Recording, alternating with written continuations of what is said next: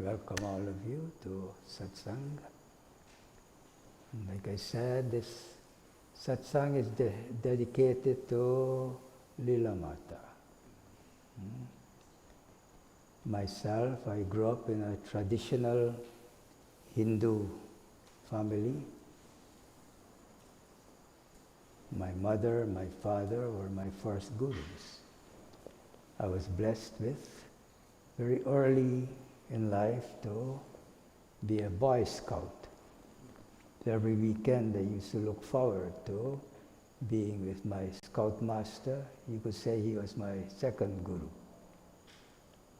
Taught me such high values and wonderful teachings. I still can remember the Scout laws: trusting, loyal, helpful, brotherly, courteous, kind, obedient, smiling, thrifty, pure in body and mind. As a child growing up with those values, they were reality for me. A Scout's honor is to be trusted. That is what everyone should strive for. Everyone should trust your honor. Every person, their honor is to be trusted. Loyal. At that time, my country was under the British rule, so loyal to the Queen and country.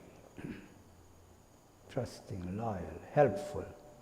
A Scout is always helpful to others. Brotherly. All the Boy Scouts are your brothers. Courteous. Always courteous to elders and people that are senior to you. Kind. Kind to animals, kind to people. Obedient. Obedient to your parents, to your teachers, to your guru, to your elders, and so. Smiling. Means you should be cheerful.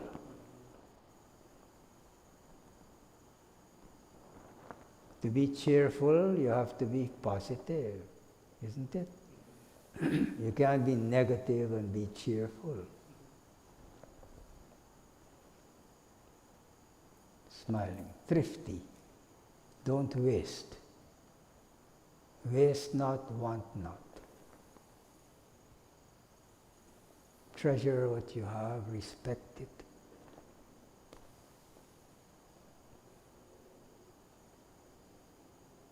If it's overflowing, if your blessing is overflowing, be helpful, be charitable. Help those in need, right? Pure in body and mind. Purity in thoughts, words, deeds. These are the values imagined very early in life. Then when I started on high school, I saw this most beautiful person. Oh, so beautiful. I was attracted to that beauty. Went to speak to her, and she looked at me. Who do you think you are?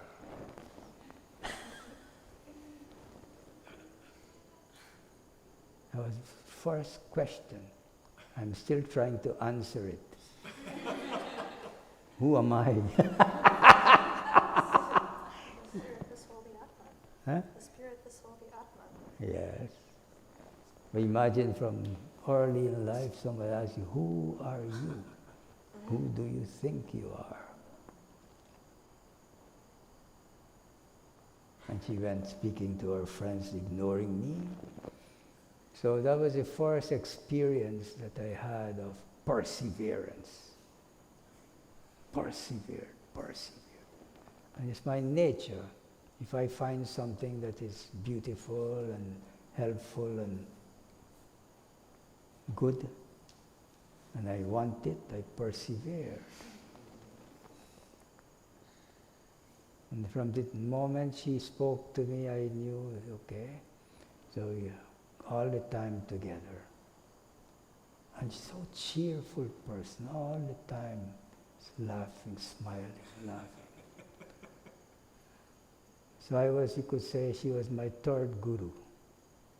Not only beautiful, but she was so brilliant. So brilliant. So I remember always trying to lift myself up to be worthy of this person.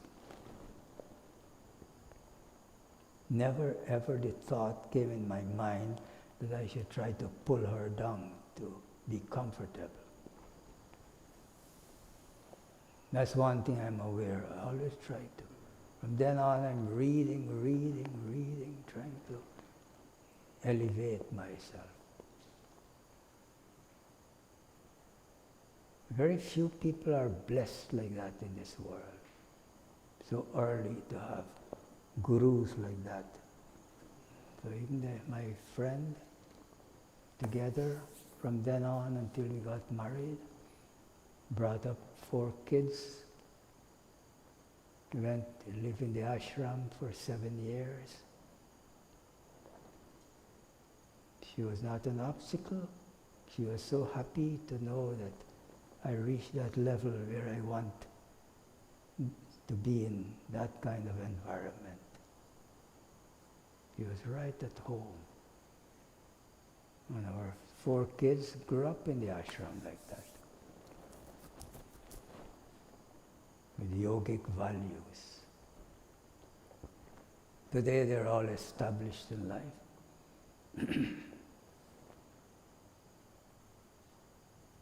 So,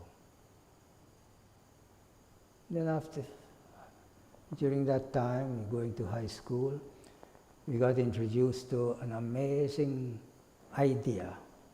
It's called moral rearmament. 2 people came to my school, a white South African and a black fastest cricket bowler in the world. He was Conrad Hunt from Jamaica. It was a very rare thing to see in those days.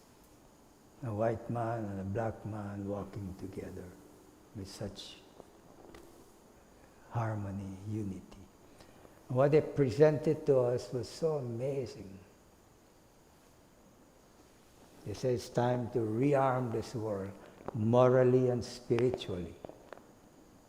There is so much decadence, moral and spiritual decadence.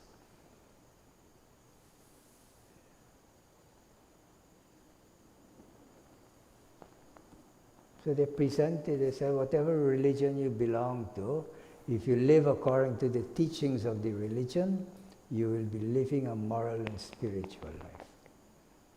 If you don't believe in any religion, you don't believe in God, you still need certain values to guide your life by.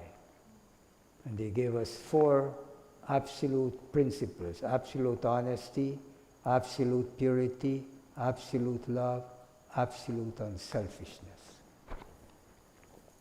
If you don't have ideals or principles to guide your life by, you're just like a boat in the ocean without any rudder, without any sail, at the mercy of the elements. And this is how you find most people. That's how they live their life, without any real high purpose. So they follow this trend, that trend, just go along with whatever is presented to them without right discrimination and so on. And so they experience so much of emptiness in their life.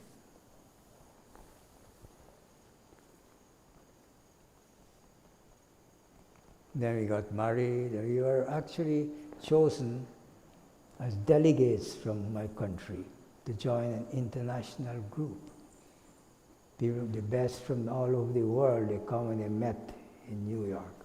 And in a few days, we created a show called Up with the People. Such a dynamic idea. And this was 1967. This was when America was going through so much of unrest, Vietnam War and so on, and the young people, they didn't know what to do, nothing to really substantial guide their life by. So when they were presented with this idea, they became alive. You want to hear the theme song? Yes. Up with people, you meet them wherever you go. Up with people, they're the best kind of folks we know. If more people were for people, all people everywhere, there'll be a lot less people to worry about and a lot more people who cares. Inside everybody, there's some bad and there's some good. But don't let anybody start attacking people's hood. Love them as they are, but fight for them to be great men and great women, as God meant them to be. Up with people, you meet them wherever you go. Up with people, they're the best kind of folks we know. If more people were for people, all people everywhere, there'll be a lot less people to worry about and a lot more people who care. There'll be a lot less people to worry about and a lot more people who care. It was a theme song. And throughout the show, it was a cast of 150. And this is how we presented this idea in the form of music and singing. And we were able to reach thousands of people in a short time. Very dynamic. If you are in doubt as to what is good, what is bad, what is right, how to act, very simple. Absolute honesty, absolute purity, absolute love, absolute unselfishness. You will find your actions will be good actions. If you do good, what you'll get? Good. Good. You do bad? That's right. So simple. My guru used to say, Riji, thinking good, doing good, getting good. It can't be more simple than that. If you think good, you'll do good and you'll get good.